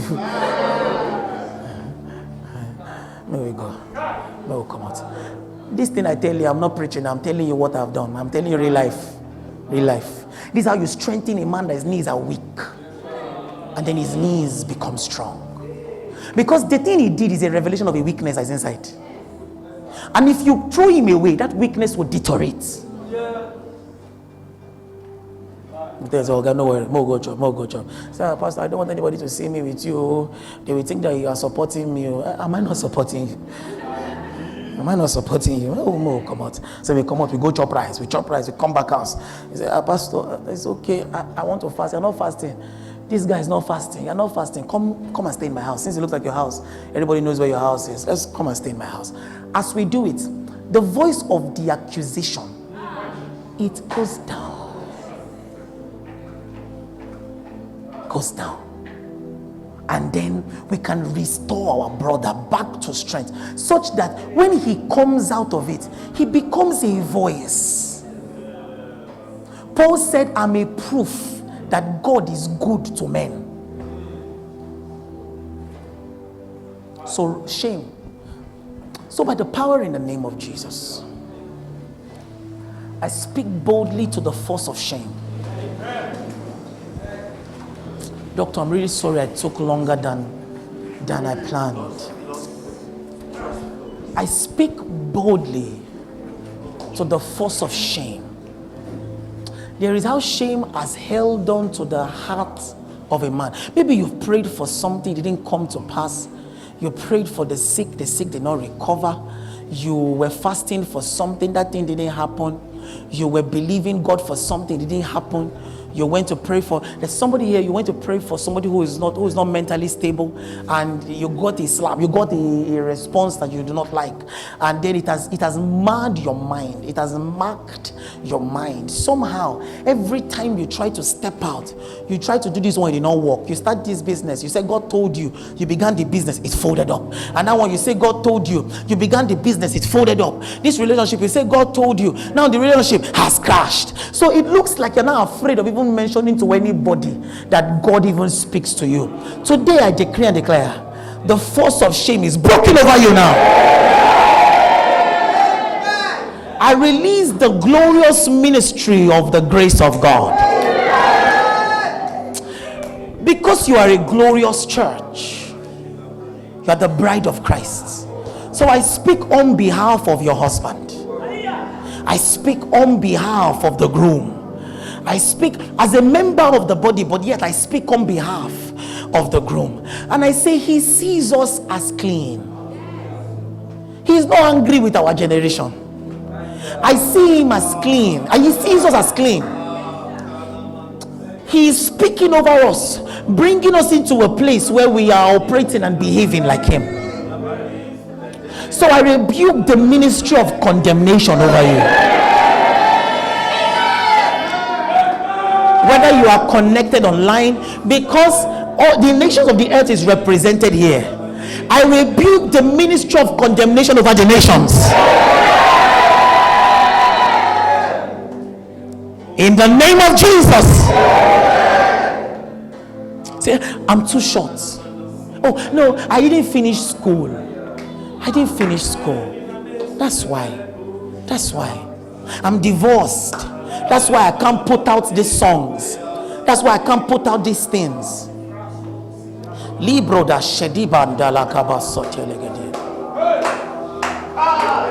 rebuke the ministry of shame.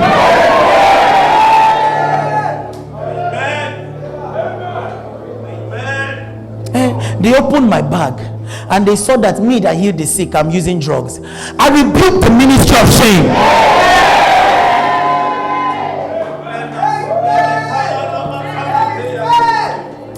I heal the sick, but I have to use glasses. I don't know if I should use it or not. I rebuke the ministry of shame.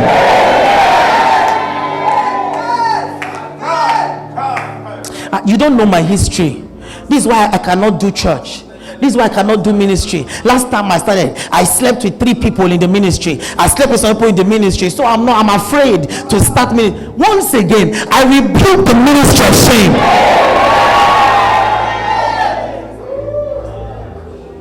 Every voice of shame and reproach, because it's the work of the accuser. It's the accuser of the brethren. It's the accuser of the brethren. He's accusing you. And he knows you are taking it, so he keeps accusing you. God has taught you things and he's saying, go and write books. You're afraid of writing. Who will read my book? I rebuke the ministry of shame.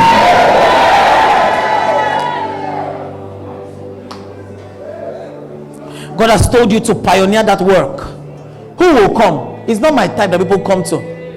It's not my type that people attend their ministries. I rebuke the ministry of shame.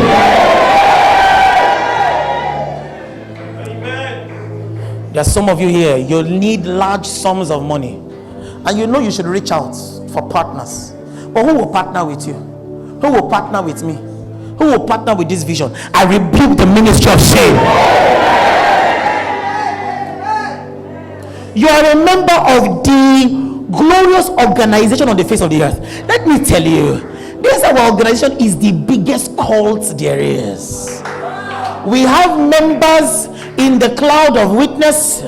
We have members here. We have members here to born. Listen, we are the biggest organization that there is.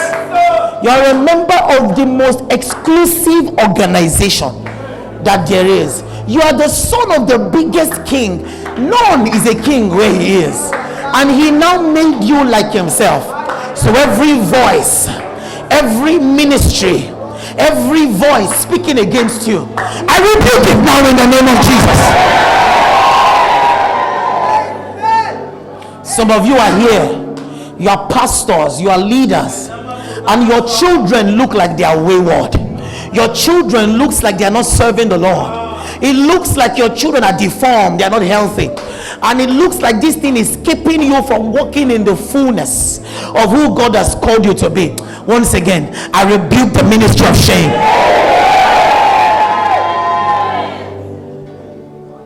Some of you, God has blessed you with gifts, but you are afraid to use them.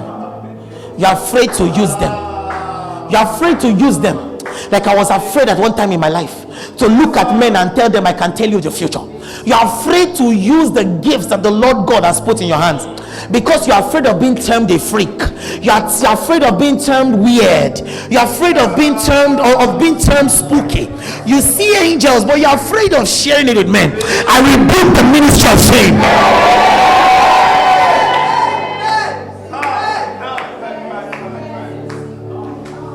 Say, how will it be if they hear that I use drugs? How would it be if they hear that I went for that surgery? How would it be if they hear that I did not give birth like the Hebrew women? I gave birth through a CS. Once again, I rebuke the ministry of shame.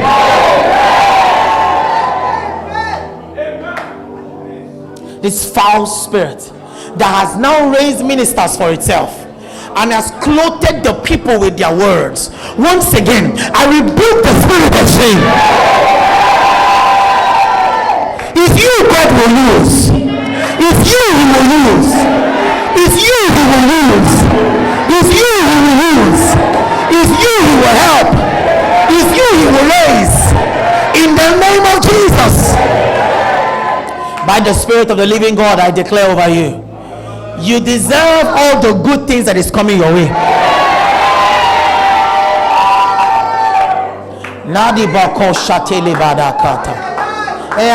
I've aborted before. Is it my type that marries good men? Yes. Is your type that we good men are looking for?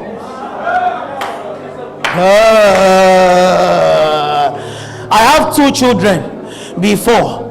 Is it my type that sees husband to marry? Is your type that good men are looking for? I don't need anybody to believe me. I say what I know to be true.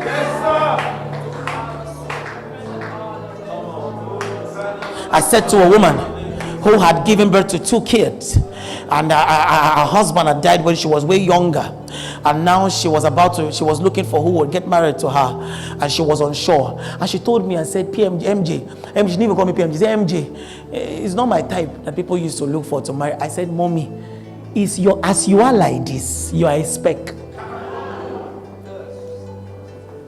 Somebody is looking for you. I said it.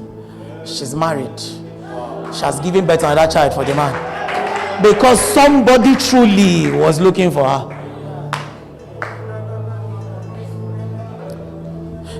I'm past this age. Is it my type that they used to marry? You see, is your type that they are dying for.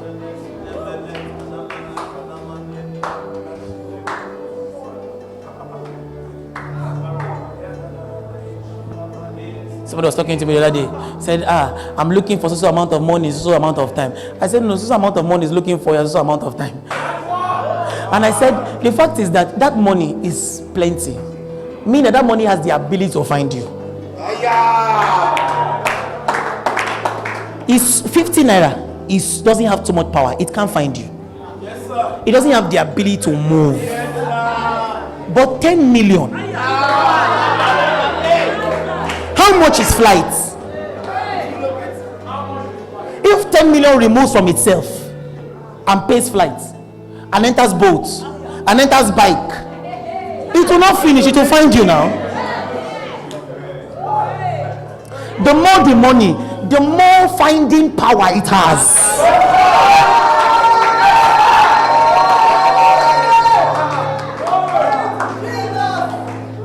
If you live where you were, you left. The money has the ability to buy Google Map and locate you where you are and find you. The money is too big for it not to be able to move. I don't understand. I don't get. Do you guys get what I'm saying? We're raising money to acquire a property in the SWAT church, and the money has been coming in. And I said, because the money it has the ability. It's heavy enough. It has the means to find us. It's too large for it not to be able to find us. It's too big. Like the money is sizable. If it is 15 naira, I should be looking for 15 naira because 15 naira can lose. 15 naira does not have enough sense. Do you know how many human beings are in 10 million? If you brought out money bills and you spread 50 naira, all the human beings that are there, how many human beings in those notes are in 10 million? That if they all come together, they cannot think of how to find you.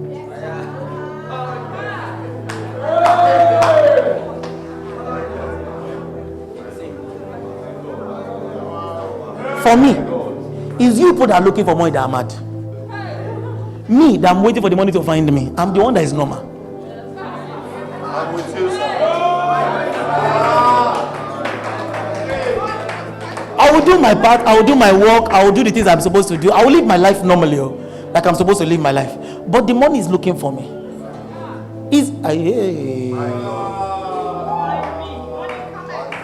The money is looking for me. That's why, because the money is looking for me, I post my picture online so the money can know that this is where I am.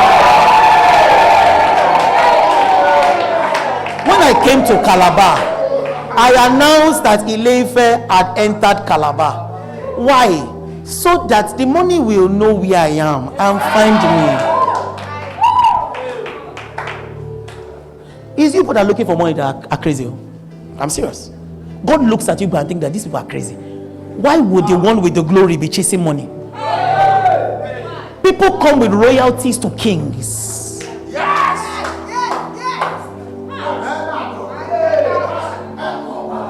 When God began to break this thing in my mind, somebody walked to my house, traveled all the way from the UK, came to my house all the way inside Ife, and brought 3,000 pounds and brought it to me and said, Pastor, God put it in my heart to give it to you. Kings sit down in one place and they bring royalties. They bring royalties. We don't run around looking for money. Kings sit down in their place of authority. They do their work. They do what they're supposed to be doing. And people come begging with royalties. Because the money has paid a man to carry it